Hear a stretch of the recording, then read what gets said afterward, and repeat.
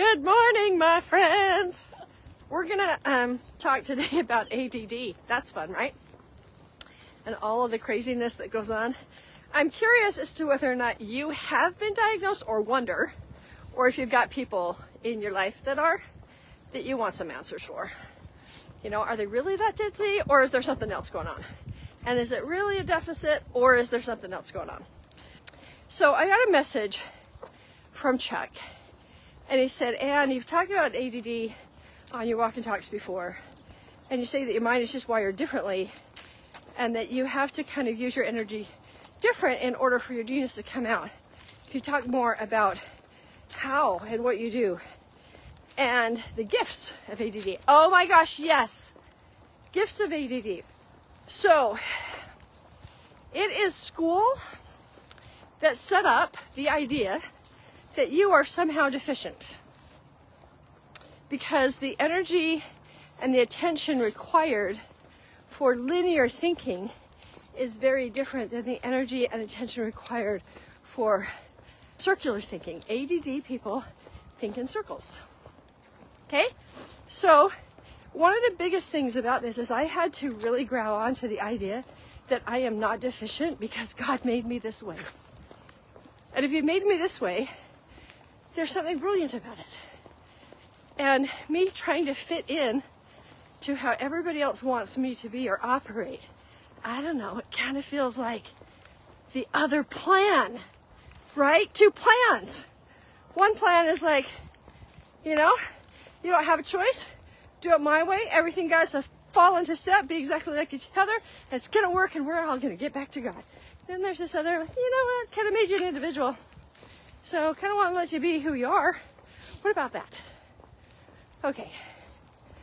So, in organizational structures, there are times when my circular thinking is not conducive to that environment. But I'll tell you what, when there's creative endeavors that need more circular thinking, it's not good for a linear thinker to be in my environment. So is there really a wrong here? Or is it just different? And was it absolutely something that was designed for this world? So that's the first thing. If you have or have been diagnosed with ADD, first thing to do is throw out the idea that you are deficient. Okay? In a linear world, yeah, there's some things, there are problems, but you know what? It's only a modern world. You know why? Because kids used to be able to run around and do things and create and be. And they had little schoolhouses to learn how to read and write because that was important. But their geniuses is what was celebrated.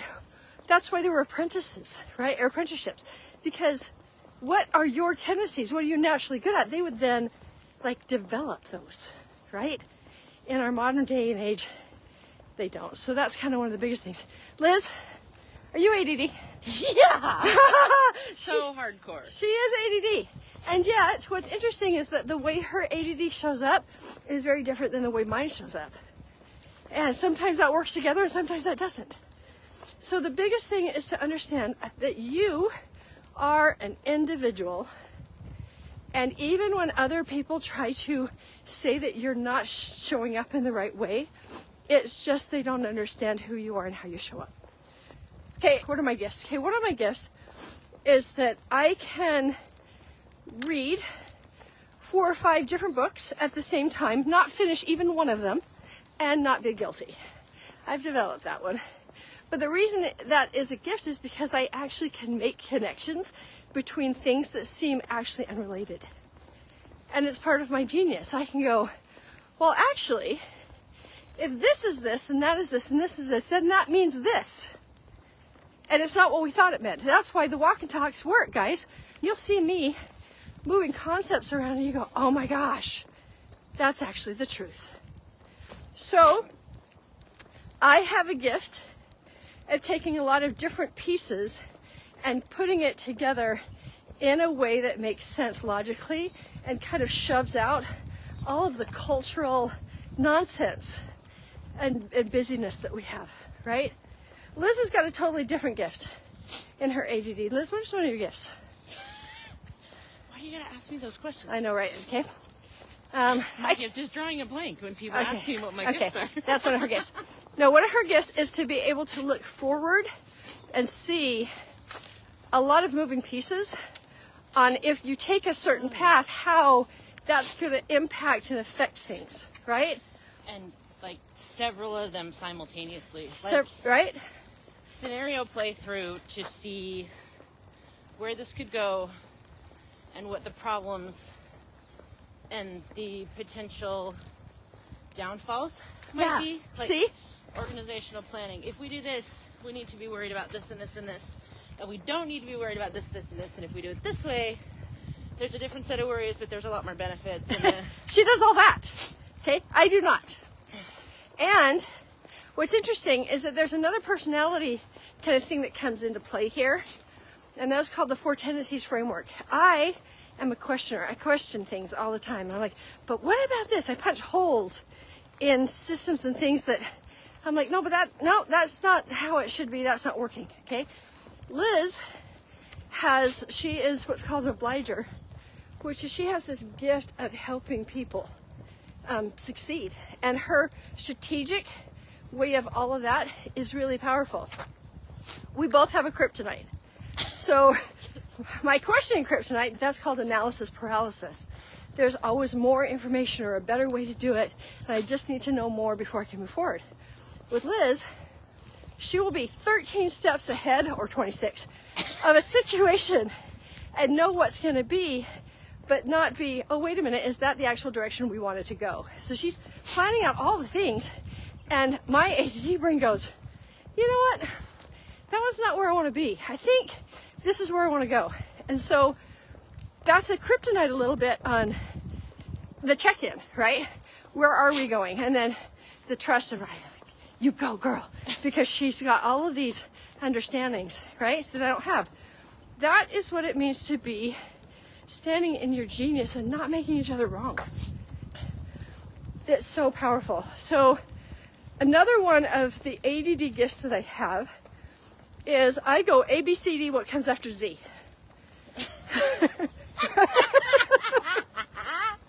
See, you want my genius. You want to know what's after Z. I know what's after Z. I know. I know. But the other thing about me is that I am not on one path. I am on 17 paths at the same time. And it's, for me, it is a genius. I have this ability to see all the different places that I can touch, I can reach, or that God's inviting me to step into. And I actually don't get freaked out that I don't have the plan on how to do that today.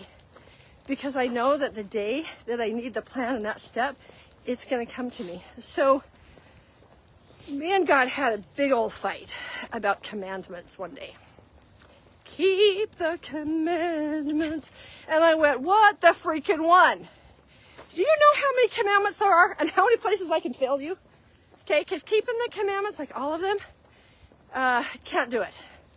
I cannot be a neighbor, make the casserole, do family history work, and whatever else, intense scripture study, whatever. I can't do them all, and I got really mad at him. And he likes me anyway, guys. You can be fussy with God. He's okay with it, and you're not even hurting him. So here's a really fun fact. No matter what you think about God, and even when you tell him and you're frustrated, you cannot change his understanding of his character. You can't make God feel bad. Did you know that? You can't make God feel bad because nothing. Okay, so parents, right? This is where we get this, or spouses.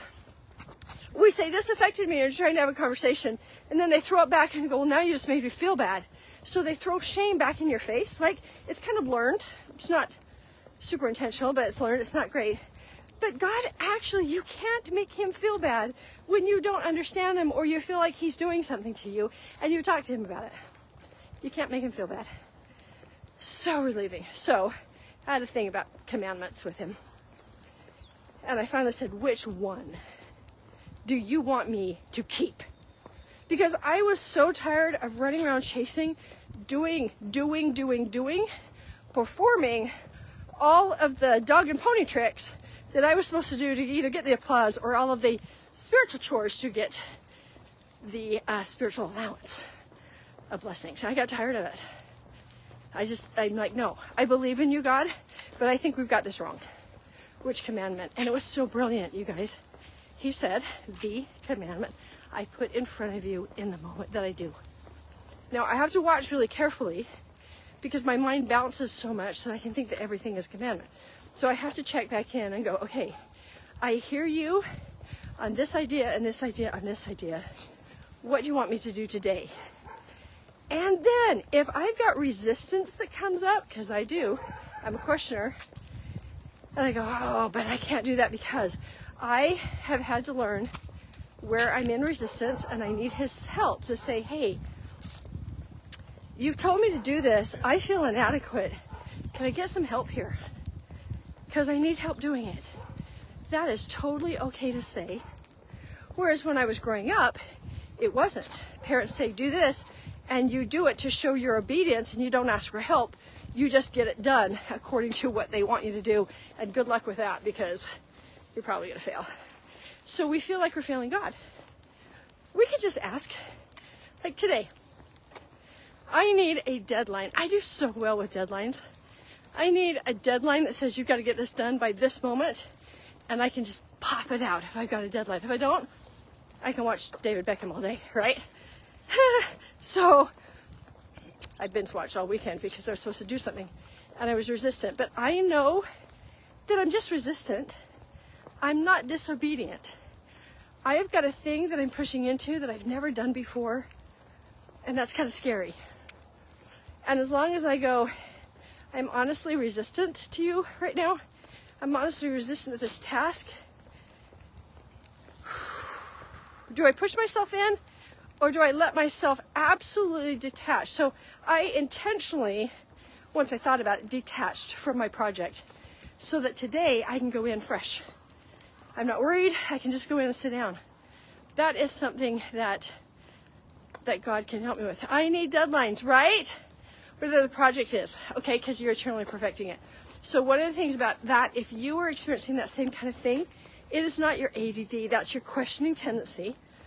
And what I have to do is say, B work is sufficient for now. Because I'm always trying to produce the A work. And if I don't feel like I have enough knowledge, because their work was so good and I don't know how to do that, then I'm always going to squash myself and I'm never going to get done. If I just say, you know what, I'm willing to give kind of crap work,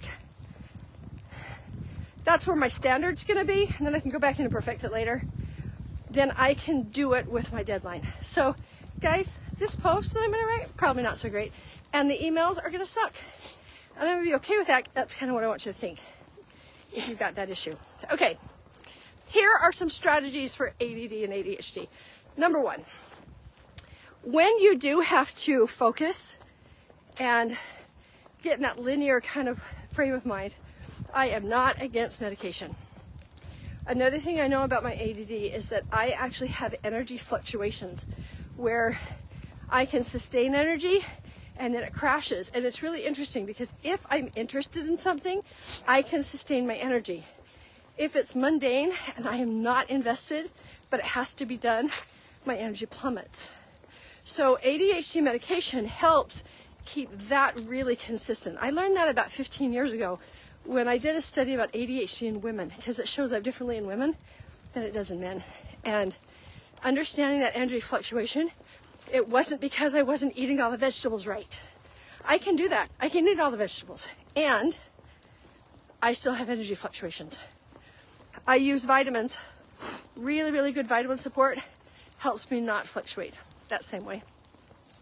So I do those two things. Okay, then my good friend, she had something that I considered voodoo witchcraft. So it's this device that you wear around your neck, and everything that is around you has an electromagnetic frequency. Everything.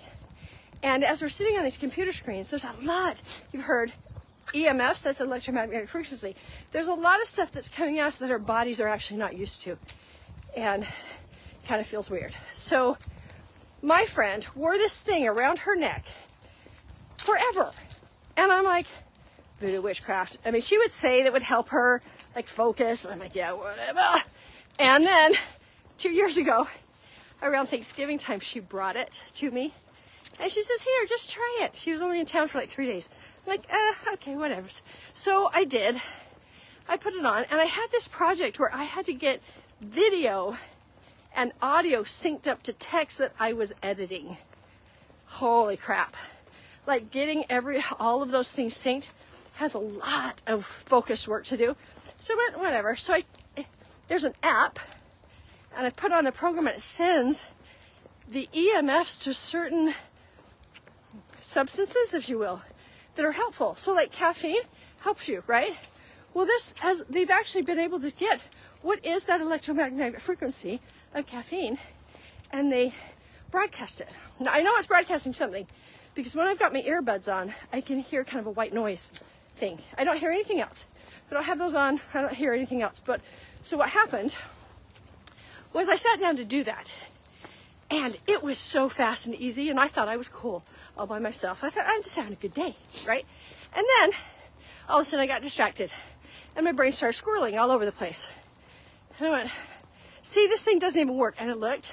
I'd only set the app on for an hour, and it had stopped. I went, no way. And so I put it on again, and I got another whole chunk done. And then I fuzzed out again, and sure enough, the frequencies had gone off. So I did it one more time, and I was sold, and I didn't want to take the stupid thing back. But it's not just for focus. It helps you with, like, if you're super anxious, it's got substances, the frequencies that will bring you down.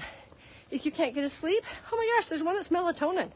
Yeah, instead of putting the substance in your actual body, the frequency of it, your body will react the same way.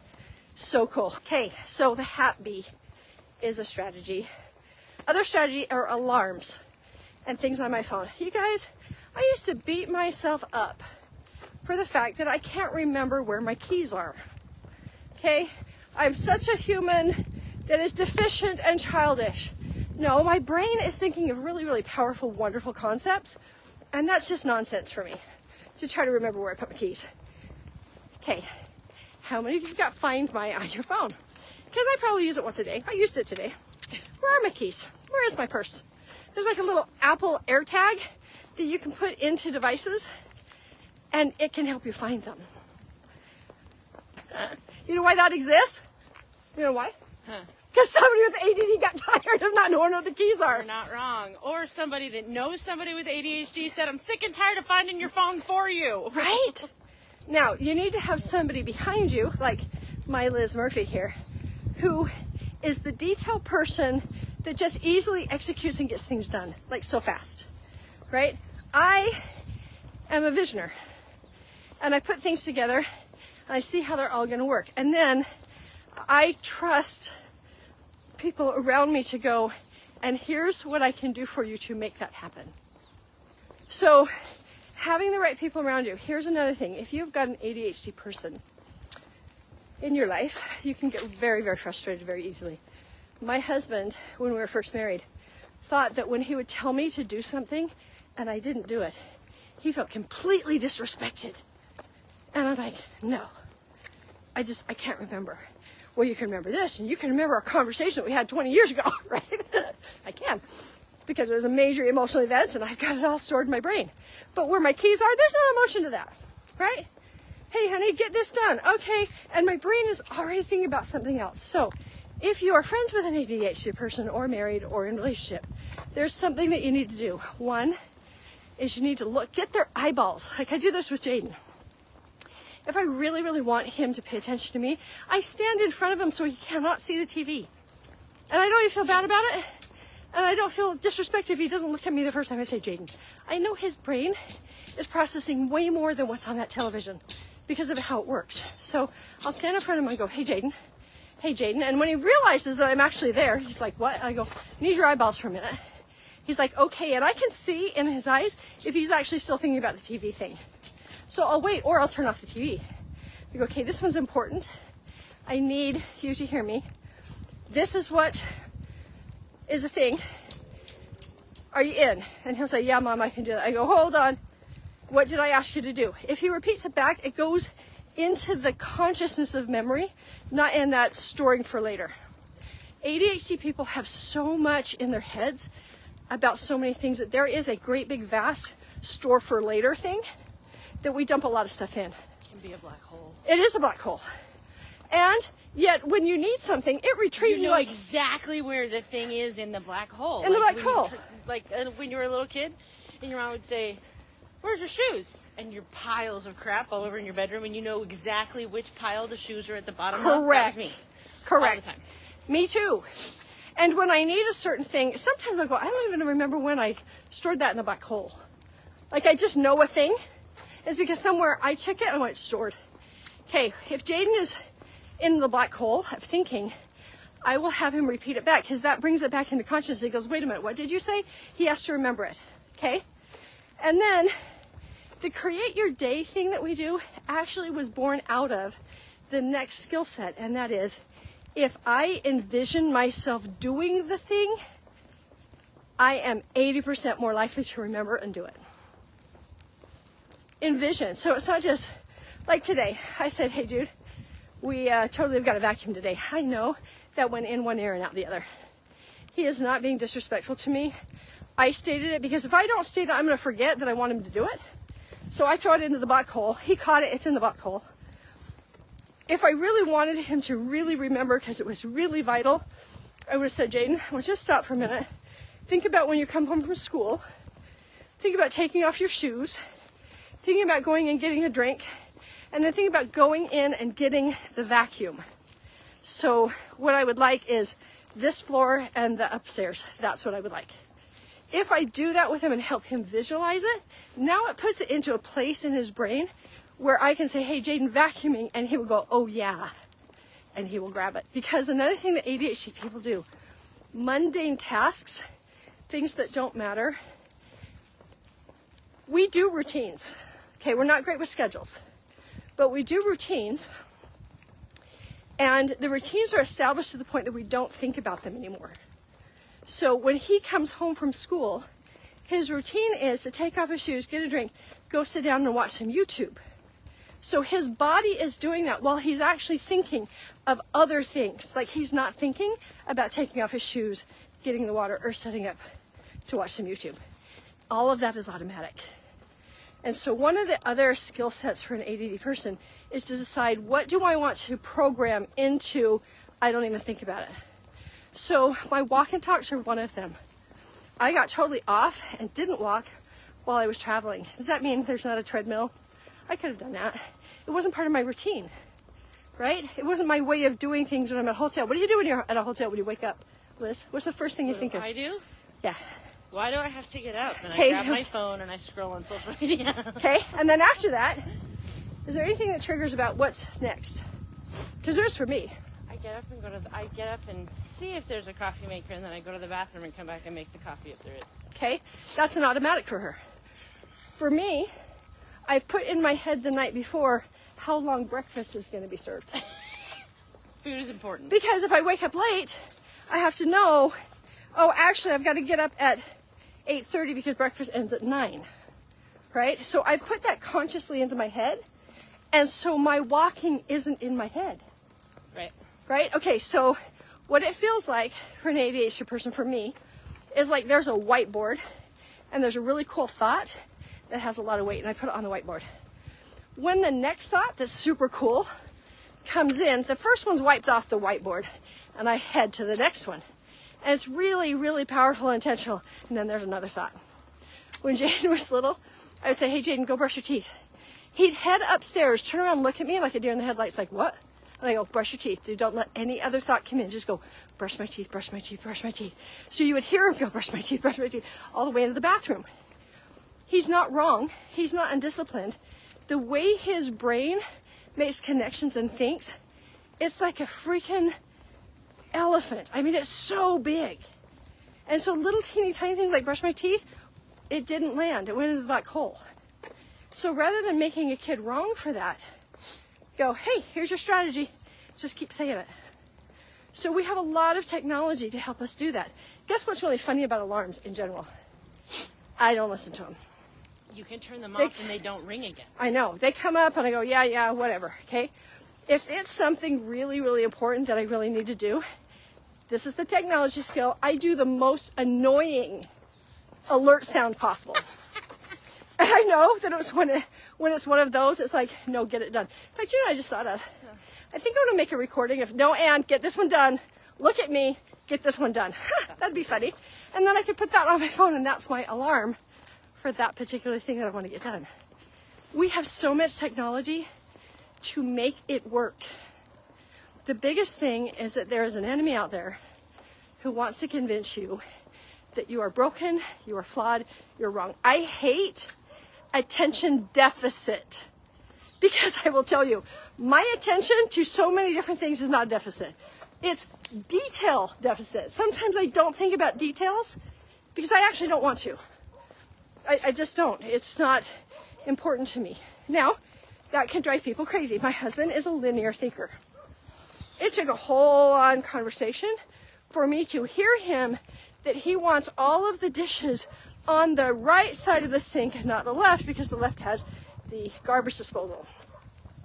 It was years and a full-on conversation before I went, okay, I'm going to do that. I had to intentionally, I could put stuff into the left, and I had to intentionally teach my body to do right, to do right, to do right. I was not being disrespectful or doing it wrong. I'm left-handed. So I put my stuff in the left hand of the sink. Whereas my husband's like, I don't know what's wrong with you. Nobody puts their stuff where the garbage disposal is. He wasn't actually that rude, but the attitude sometimes is. And it was like I was broken and flawed. No, I'm just left-handed. So I had to be very conscious every single time. Until now, I'm not conscious. Now, if I put something in the left hand of the sink, something in my brain goes, wait a minute, something's off. I don't even realize what I've done, but it feels weird. And then I can go, oh, right, while I'm thinking of really, really great, profound things. So another thing is, this is the last thing I want to talk to you about, is breath work. Breath work. Breath work is getting into your body. Like, you have to be more conscious of what's going on in the present, right? So it's like taking my head off, putting it on a shelf, letting all the thoughts drain out while my body is breathing, and they come back and my head is like cleaned out. It's like cleaning out the fridge. Like, it's beautiful. And I can see what I need to. It's really good. So doing breath work, you're going to feel like a weird little hippie. Not going to lie. It's kind of weird. And if you make a commitment to do it every single day for 7 days, you're going to start to notice a difference. It's only 10 or 15 minutes, guys. One of the things I noticed is that when another thought came into my mind, I could go, no, I'm not going to talk to you for right now. Like, it was so weird. That's not medication. That was just my body. Because in the breath work, you do a series of breathing patterns, and then you hold all of the oxygen in. You take a deep breath in, then all the oxygen stays in your brain. I think it's good for you. And then you breathe out, and you hold that, lungs expelled, no air in them, for a certain period of time. Could be a minute. I think I've gotten up to 2 minutes. But what happens is you want to take that breath and you go, no, actually, I'm okay right now. I can sit for another few minutes. And because you flooded your brain with oxygen first, you actually have all that you need to suspend that. So what I found is by practicing that in breath work for 15 minutes, when a thought came in, I could go, no, actually, no. Just like when I'm like, no, I actually don't need a breath right now. I'm going to be okay. I'm just going to be in stillness. It calms my consciousness down. It was so freaking cool. So there are things you can use. The biggest thing is, do not consider this. Get out of your mind. Ask God to help you. It is not a deficit. It is a different cognitive style. Your brain is wired differently. There was a study that was done where they had linear thinkers and circular thinkers in a group together. And they were just kind of learning about all this stuff. And at the very end, they said, okay, you have 4 hours. We want you to make something out of nothing. And they left the room. And the ADDers go, okay, what are we going to do? Right? What do the linear thinkers do? I'm sorry, what? Okay, but how long do we have? What are the parameters that we need to operate within? What is the structure? Is there a genre? Is there, right? They wanted parameters. And they didn't get them. So what was fascinating is that when this thing progressed over several hours, the linear thinkers started behaving like ADHD children in the school system. They started getting frustrated. They started getting anxious with each other. They started to move around. Isn't that fascinating? That their bodies were like, no, this is not how I'm wired. Something's wrong, Houston. And they started the agitation because their body's like, no, this is not how we operate. This is not okay. We need both, guys. We need riverbanks of structure that help us all get to a certain direction, and we need the flow that nourishes all the plants on the way. So linear thinkers, I'm so glad I've got a linear thinking husband. So great. And I think he does, I don't know, appreciates the fact that I flow and that I help bring life and understanding and stuff into all the things that we're doing. So, Chuck, I hope that helped. The biggest thing is to get out of shame. The second thing is to be aware of where you want to have support in something that you're doing and where you can use that flow to be an absolute genius. Because when you do that, God can produce some of the best things for you ever through you, with you. If you are not ADD, I hope this was supportive. It took my husband a long time to realize that I wasn't actually being disrespectful. Now what he does, if he really, really wants me to do something, he'll tell me and then he'll text me, and sometimes he'll check up and say, hey, did you do this? Like right now we have lights outside the house and I forget in the morning to turn it off. So he will text me, hey, remember the lights. He's not doing that because he thinks I am undisciplined and childish.